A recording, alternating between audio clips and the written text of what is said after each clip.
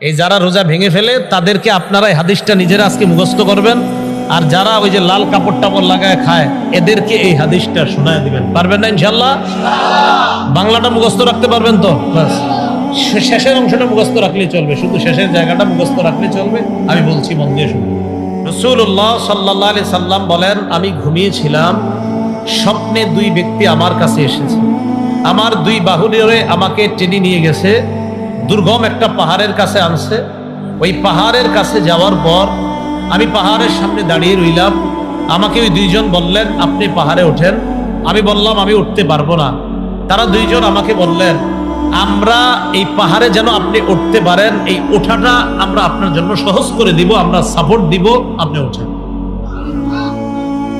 রাসূলুল্লাহ সাল্লাল্লাহু আলাইহি সাল্লাম বলেন, ফাসাইদতু, আমি পাহাড়ে উঠলাম।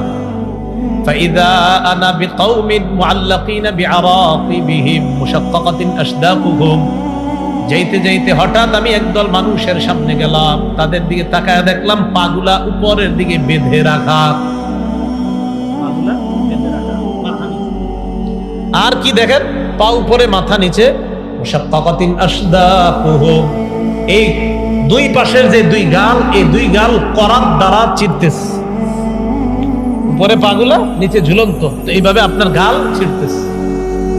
তাসিলু আশদাকুহুম দামা, এই পুরা গাল, এই চোয়াল সহ রক্ত পড়তেছে। এই কল্পনায় আনেন, দৃশ্যটা কল্পনায় আনেন, পা উপরে মাথা নিচে, দুই পাশের গাল থেকে রক্ত পড়তেছে। ব্যাপারটা কত ভয়ঙ্কর!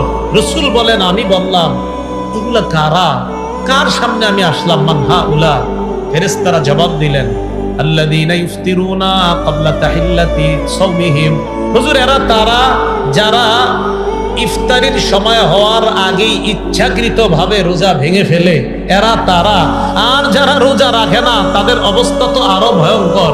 রাসূল বলেন, একদল হুজুর ইচ্ছাকৃতভাবে রোজার সাথে তামাশা করে, ইচ্ছা করে রাখা, মন চায় আমি রাখবো, মন চায় রাখবো না, ইচ্ছা করে যারা ভেঙে ফেলে, এদের এই অবস্থা, এটা চলতেই থাকবে।